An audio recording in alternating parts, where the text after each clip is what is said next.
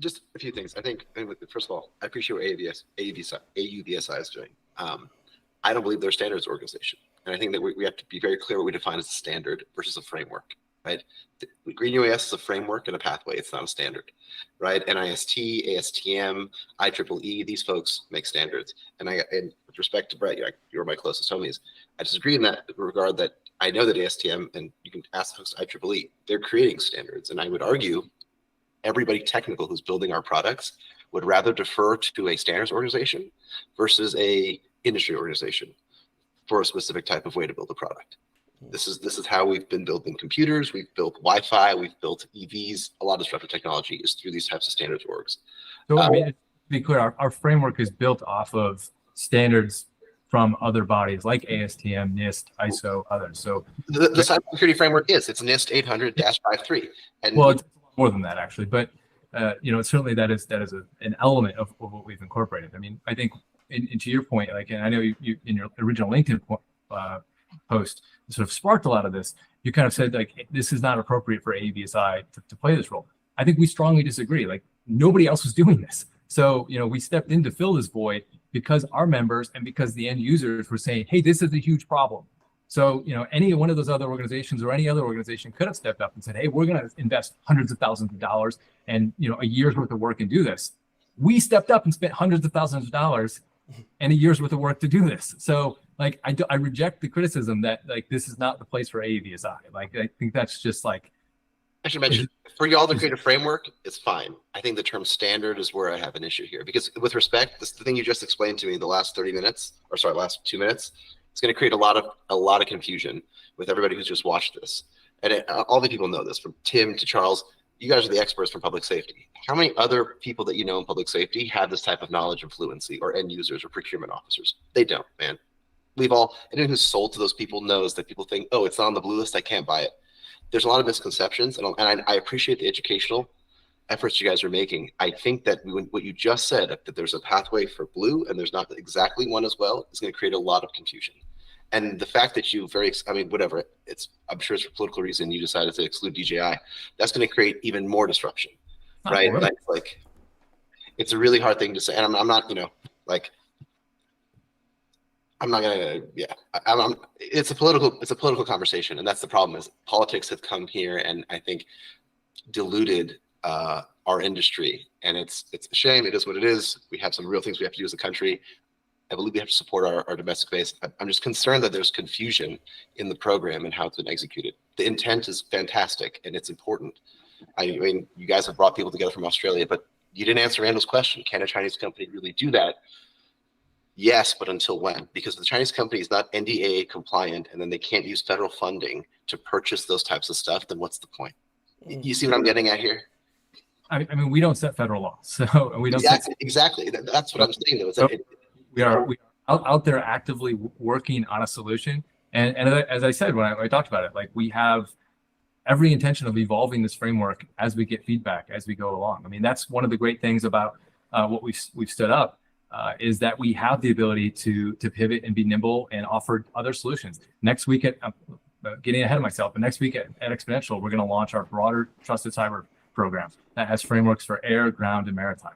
That's awesome. The whole idea is we will be in this space working on updating these frameworks on a very regular basis, taking feedback from industry, taking feedback from government, taking feedback from industry. We have that ability to be flexible. So, I mean, I completely understand what you're saying about unintentionally injecting some short-term confusion, but I think that's better than the alternative, which was nothing. No pathway, right? Yeah, no pathway whatsoever. So I'll take short-term confusion while we work to overcome that, rather than having nothing at all. And it's, I think, we've had this opportunity today. We have the opportunity next week at Exponential. We're going to take every opportunity we can to try and make this known and educate people, and we welcome all of you in support of that. It's going to take all of this entire community to overcome this, and we've got a big challenge ahead of us. But I think that we'll get there eventually. Definitely. These standardization bodies have had a decade to do something, as well. True. They haven't stepped up to the plate. They've done nothing. Any new hot technology is going to become political. And DJI is just a small part of this. Let's talk Huawei. Let's talk all these other things that are, domiciled in China. But, at the same time, there's confusion because it's 2 or 3 months old. Mm-hmm. That's the truth. This thing is brand new. And that's quite literally the impetus of this conversation that we're having, is alleviating that confusion, making it very, very clear what AUVSI's plan is. I don't think AUVSI is holding their hand up saying, we're now a standards body. Not at all. That's not what they're doing at all. They're saying, we're going to take these other standards bodies and use what they've done for the benefit of the industry. So that's kind of my take. Appreciate that. Rich, do you want to go, and then Tim, and then Charles, and then we'll see where we're at that point. Yeah, I'll be super quick. I'll just say too, I think Michael, kudos to you guys, AUVSI. Even if whatever you guys have done there, you guys have done a lot of work, but you're starting this conversation. It needs to be had. We need to have this type of green UAS, especially for an end user, right? I'm coming to you from a guy at the end of the chain. What happened here in Florida, obviously we needed a group. If we'd had a green UAS, it would have changed a lot of things, a few years ago. But my concern is, in more to Bobby's point, I think, to a little bit, is, how do we get, like, you can come to me as an agency and say, hey, look, we meet all your security requirements as an agency, but that means nothing, because the state determines what my security requirements are going to be. They determine the drone that I can use. So my question to you, Michael, is, are you getting a lot of influence at the state legislatures? Are you guys putting the lobbying money into like, hey, here, if you guys are going this direction, let us be your vetting process. Are you guys doing that? Are you seeing that happening throughout the country? I mean, that's kind of my question. I'm spending, as some of my colleagues are, a lot of time with state, local governments, with federal government agencies, with enterprise users, trying to make the case like, hey, this is new. We know you're familiar with Blue. It's been around for a few years. We've got this out there now. Please, ask questions, poke holes in it. Help us, get this adopted. What do we have to do to get it adopted? We've already heard from one federal agency something very specific that they want. So we are now working on getting them what they want. So that kind of feedback has been great. So yeah, absolutely. I wish we had millions of dollars to go out and market this and have a large scale education campaign and lobbying campaign. We're a modest trade association that doesn't have those kind of funds right now. But we're doing the best we can, and we welcome the support of everyone else in the community. We're also undertaking a very aggressive lobbying campaign right now at the federal level, getting at a lot of the issues that Charles and you have talked about. How do we level the playing field for U.S. drone manufacturers and component manufacturers to ensure that they can compete on a level playing field against subsidized Chinese competitions? And thank you, Charles, for foot stomping the subsidies that DJI in particular has received. We know that distorts the marketplace, so that it's very, very hard for U.S. and other non-Chinese companies to compete on price. Like that's a huge challenge that we have to overcome.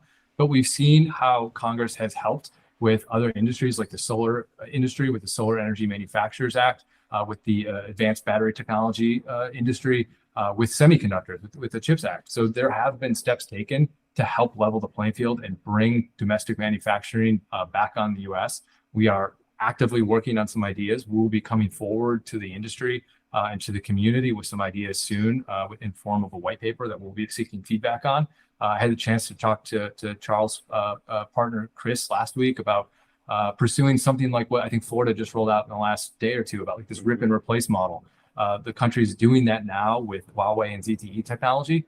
We should be pursuing something like that for drone technology too. Shouldn't be a hard stop like they did in Florida. Senator Warner last week called that ham-handed. I think that was the right way of labeling that. But there does need to be a transition period. But during that transition period, you've got to fund programs to get the technology transitioned out. So. And Randall, I just want to say one quick thing though, and you hit that, Michael, cost and capabilities, right? That's what it boils down to when it comes to drones and public safety. And by the green UAS list, if that's what opens the floodgates up to allow more manufacturers in the game, that drives costs down and increases capabilities, that allows us to get what we need and you guys to deliver the products at a lower cost, and it allows us to compete. And that's a win-win. So whether it's AUVSI that puts a green list out or AUVSI starts the charge and other ASTM and all those other standards-based organizations start coming along as well, whatever. If this is what it takes, I'm glad you guys are doing it.